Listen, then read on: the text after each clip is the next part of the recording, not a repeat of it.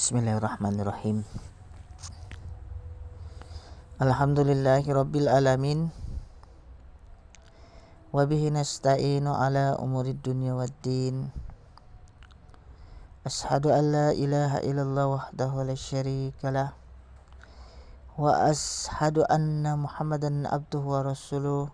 Allahumma shalli ala Muhammad wa ala ali Muhammad. Amma ba'd. Ikhwani fid din, rahimani wa rahimakumullah. Pada kesempatan kali ini kita akan mentadabburi hadis dalam Sunan Tirmizi, yaitu di dalam kitab keutamaan Al-Quran dan berdasarkan petunjuk dari Rasulullah Sallallahu Alaihi Wasallam, yaitu bab surah Al-Imran.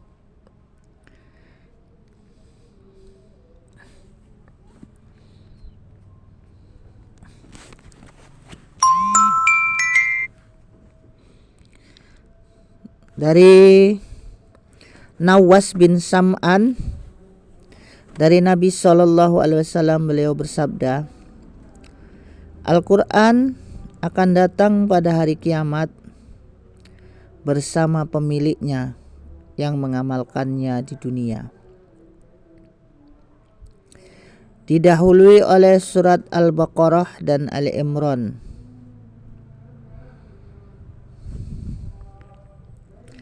Nawas berkata, Rasulullah Sallallahu Alaihi Wasallam membuat perumpamaan untuk keduanya,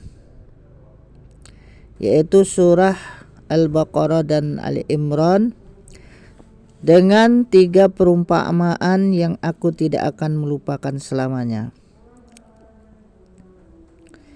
Beliau bersabda, keduanya akan datang seperti 2 awan, yaitu surat Al-Baqarah dan Ali Imran. Keduanya akan datang seperti 2 awan, yang di antara keduanya ada cahaya, atau keduanya seperti 2 awan tebal, atau keduanya seperti sekawanan burung yang membentangkan sayapnya. Lalu keduanya berhujah untuk pemiliknya.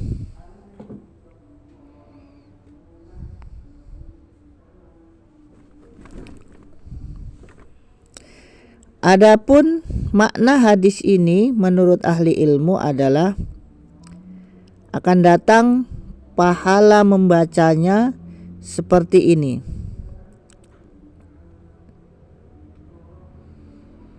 Sebagian ahli ilmu menafsirkan hadis ini dan yang hadis serupa bahwa pahala membaca Al-Quran akan datang. Dan dalam hadis An-Nawas dari Nabi Sallallahu Alaihi Wasallam ada dalil yang menunjukkan atas apa yang mereka tafsirkan, di mana Nabi Sallallahu Alaihi Wasallam bersabda, dan para pemiliknya yang mengamalkannya di dunia. Hadis ini menunjukkan pahala amal akan datang.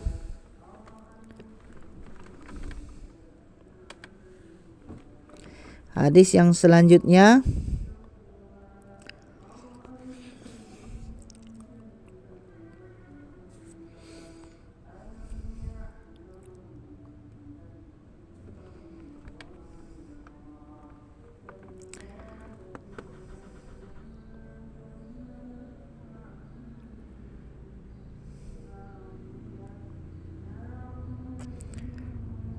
Abdullah bin Mas'ud, ia berkata,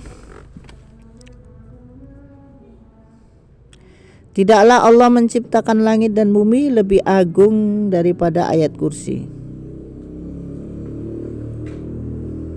Sufyan berkata, karena ayat kursi adalah kalamullah.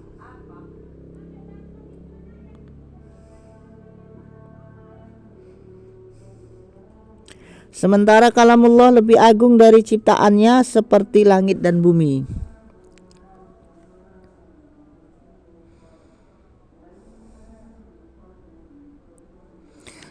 Adapun faedah hadis ini adalah bahwasannya ayat kursi itu lebih mulia daripada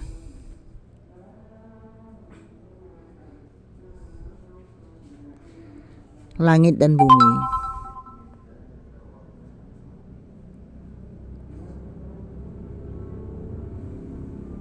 Karena apa? Karena ayat kursi itu adalah kalam Allah atau perkataan Allah. Sedangkan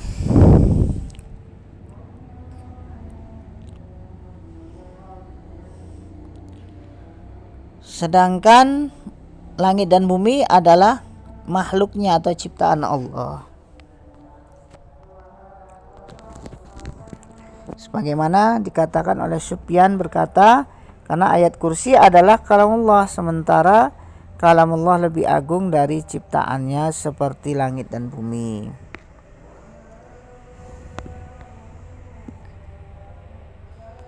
Hadis yang selanjutnya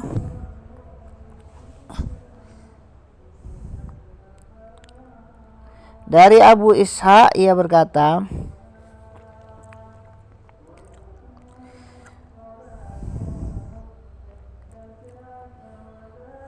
aku mendengar Al-Bara bin Azib berkata, ketika seseorang membaca surat Al-Kahfi, tiba-tiba ia melihat binatang tunggangannya menghentakkan kedua kakinya.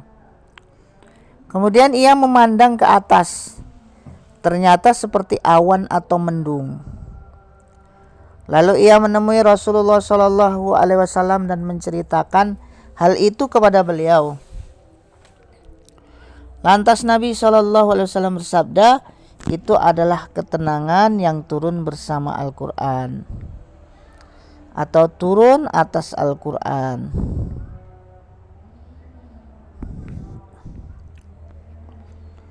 Hadis yang selanjutnya dari Abu Ad-Darda dari Nabi SAW, beliau bersabda, barang siapa membaca 3 ayat permulaan surat Al-Kahfi, maka ia akan terjaga dari fitnah Dajjal.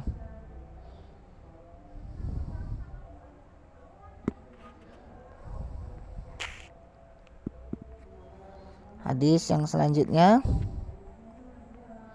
dari Anas, ia berkata, Nabi SAW bersabda, sesungguhnya setiap sesuatu memiliki hati, dan hatinya Al-Quran adalah surat Yasin.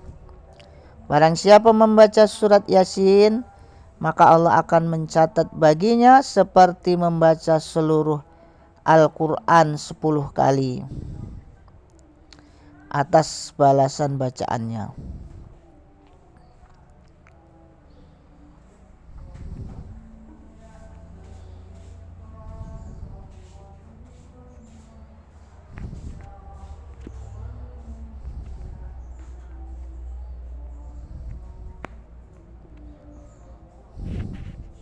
Akan tetapi hadis ini hadis maudhu.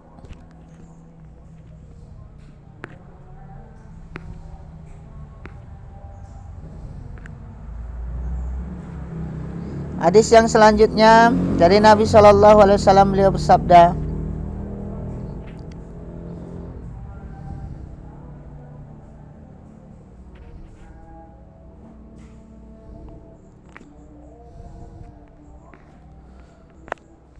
yaitu bab keutamaan surat Al-Muluk.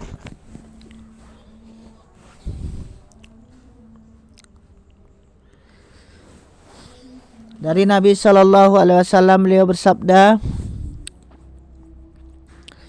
sesungguhnya ada satu surat dalam Al-Quran yang terdiri dari 30 ayat yang dapat memberikan syafaat kepada seseorang sehingga dia diampuni dosa-dosanya, yaitu surah Tabarakalladzi biyadihil mulk.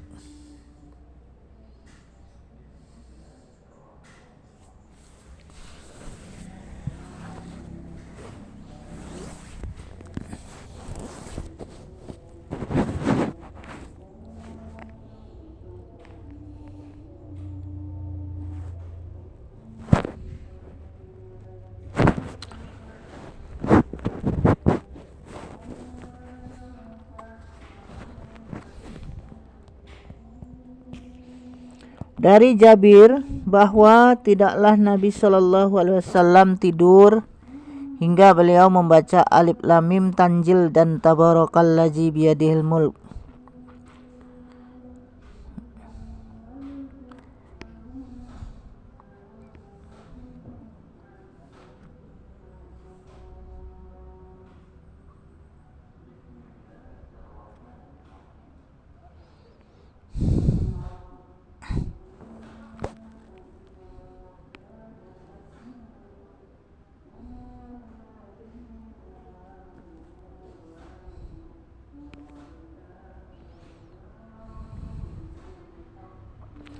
Hadis yang selanjutnya,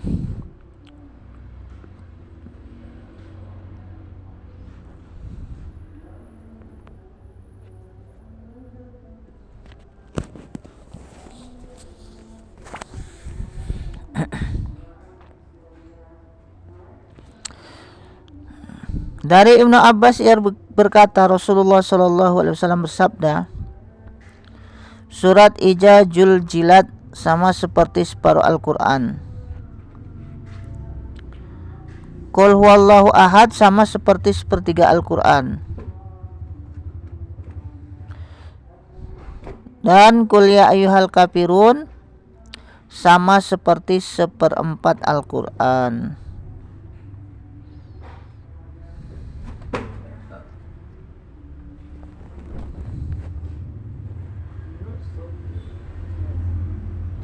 Hadis selanjutnya bab keutamaan surah Al-Ikhlas.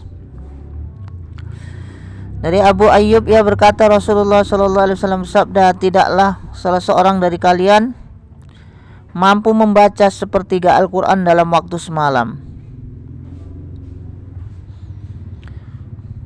Barang siapa membaca Allahul Wahidus Somad, yaitu surat Al-Ikhlas, berarti dia membaca sepertiga Al-Quran.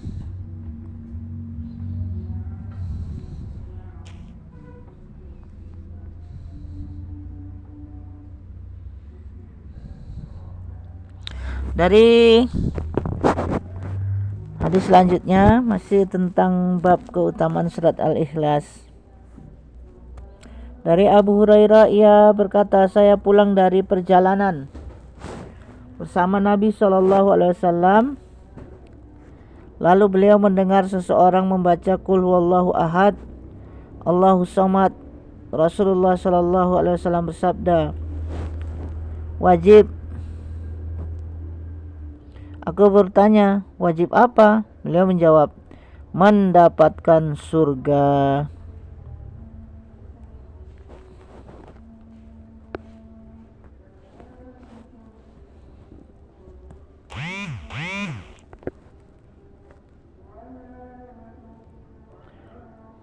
Hadis selanjutnya masih tentang bab keutamaan surat Al-Ikhlas.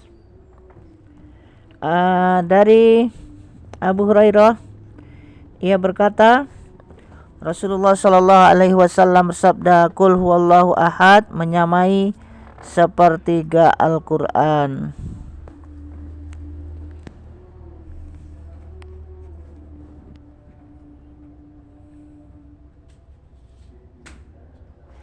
Hadis yang selanjutnya masih keutamaan surat Al-Ikhlas.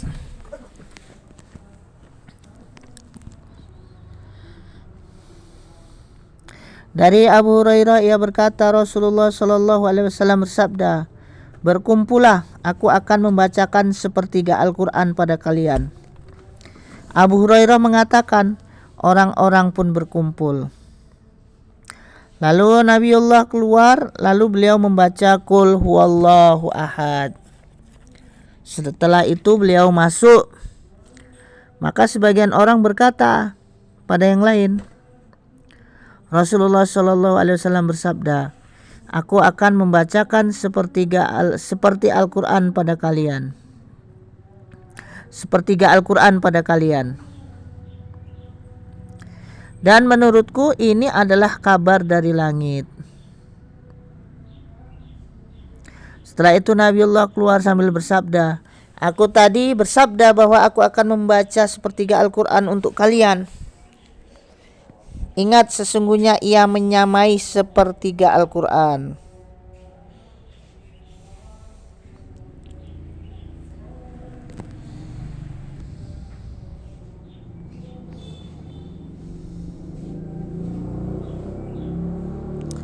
Hadis selanjutnya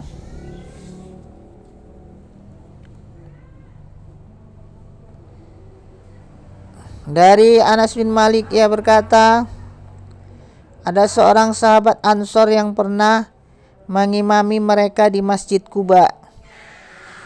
Setiap kali mengawali untuk membaca surah, yaitu setelah Al-Fatihah dalam sholat, ia selalu memulainya dengan membaca Qul huwallahu ahad hingga selesai. Lalu ia melanjutkan dengan surah yang lain, dan ia selalu melakukannya di setiap rakaat. Lantas para sahabatnya berbicara padanya. Kata mereka, kamu membaca surah itu, lalu menurutmu itu tidak mencukupimu? Hingga kamu melanjutkannya dengan surah yang lain. Bacalah surah tersebut atau tinggalkanlah. Lalu bacalah surah yang lain. Sahabat Ansor itu berkata, aku tidak akan meninggalkannya. Bila kalian ingin aku menjadi imam kalian dengan membacanya, maka aku akan melakukannya. Dan bila kalian tidak suka, aku akan meninggalkan kalian.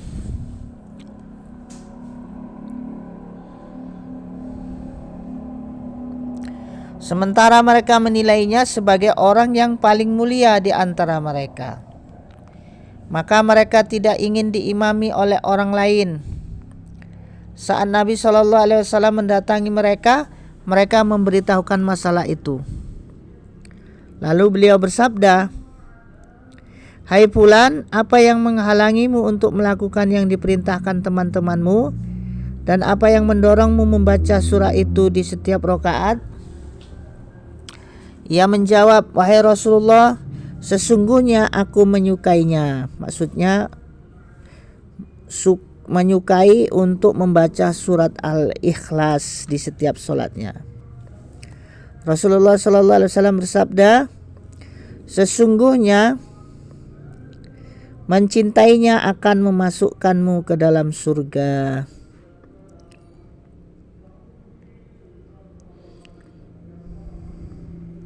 Mubarak bin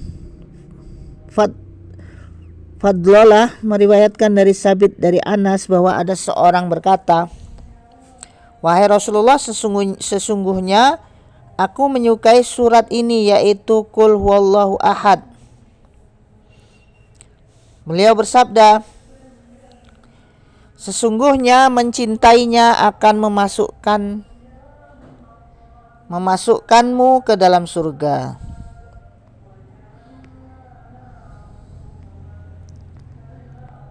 Ikhwani fiddin rahimani wa rahimakumullah. Demikianlah kita telah mentadaburi hadis dalam Sunan Tirmizi. Wallahu taala a'lam. Subhanakallahumma wa bihamdika asyhadu an la ilaha illa anta astaghfiruka wa atubu ilaik. Assalamualaikum warahmatullahi wabarakatuh.